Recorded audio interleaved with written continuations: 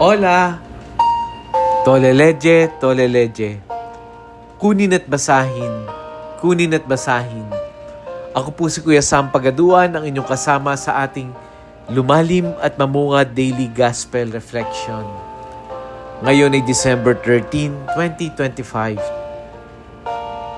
Ang mabuting balita ng Panginoon ayon kay San Mateo, chapter 17, verse 10 to 13.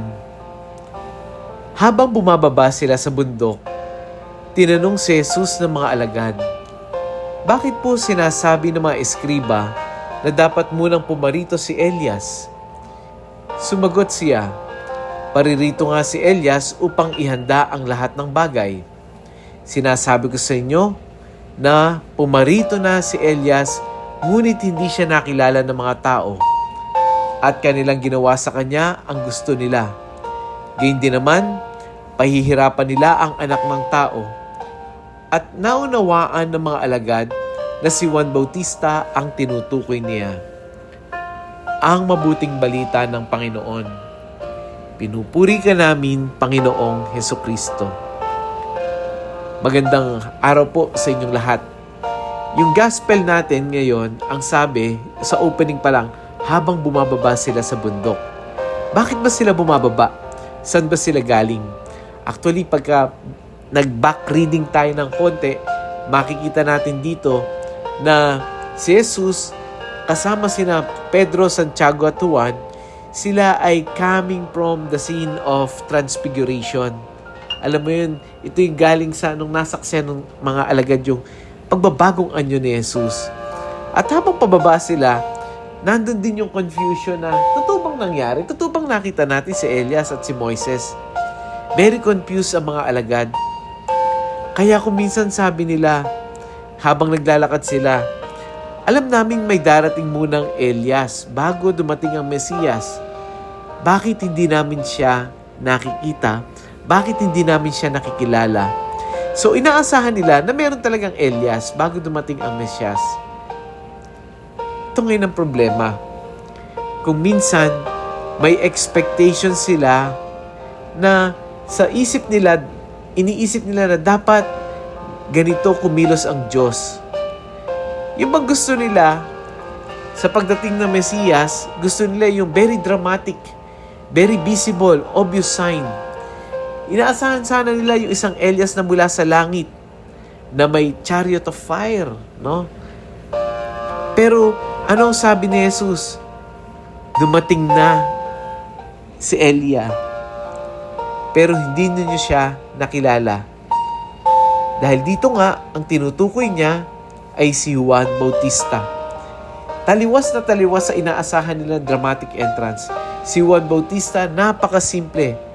Very rugged ang dating. Walang spectacle, walang drama.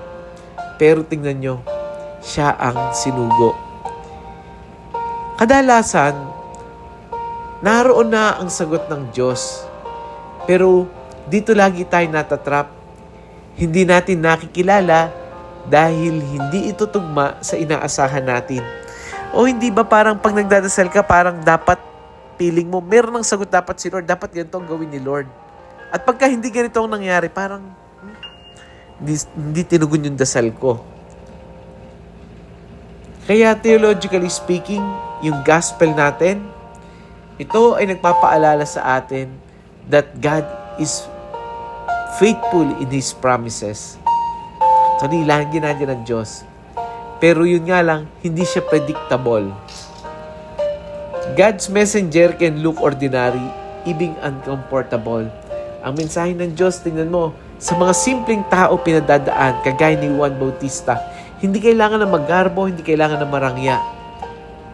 Ang Diyos ay nagsasalita kahit sa mga simpleng tao. Kaya, ang pagkilos ng Diyos kung minsan ay very quiet, very subtle, in disguise in people we tend to ignore. Kaya anong paalala sa atin ngayon? Let us see God beyond our expectation. Huwag natin ikahon kung paano tayo tutulungan ng Diyos. Siya mismo ang magpapadala ng pamamaraan.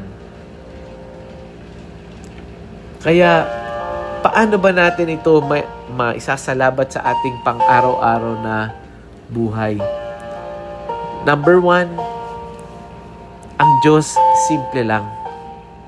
Hindi madrama, hindi grandstanding. Nangungusap siya sa simpleng pamamaraan. Kaya nga tingnan niyo po yung unang Pasko. Nung pinanganak si Jesus, di ba sa sabsaban, hindi ba doon sa tahimik na lugar? Hindi yung fanfare. Dahil kung minsan, ang Diyos ay nangungusap sa simpleng pamamaraan. Kaya, ito yung ipanalangin natin na hanapin natin ang Diyos sa lahat ng pagkakataon, wag lang sa mga magagarbo. Let us pray. Panginoon, turuan mo akong makilala ka kahit sa mga tahimik at simpleng sandali. Palambutin mo ang puso ko para makita ang grasya kahit hindi ito dumadating sa paraan na gusto ko. Bigyan mo ako ng mata na marunong kumilala at ng puso na marunong magpasalamat. Tulungan mo kaming, lalo na ang mga magulang, na makita ka at sa bawat halakak, luha at pagsubok at tagumpay ng pamilya, lagi naming maalala na kasama ka namin. Amen. Friends, simple lang. Share natin yung gospel na ito. Share natin to sa ating mga group chat, sa ating GC, sa ating mga kapamilya, kaibigan, kamag-anak, kasama sa trabaho. Unti-unti, we build the kingdom of God sa simpleng pamamaraan. Hindi kailangan na maingay, kundi simpleng pamamaraan. Muli, ako po si Kuya Sam Pagado, laging nagpapaanyaya. Halina, tayo ay lumalim at mamunga. Lumalim sa pananampalataya at mamunga na mabubuting gawa. God bless us all.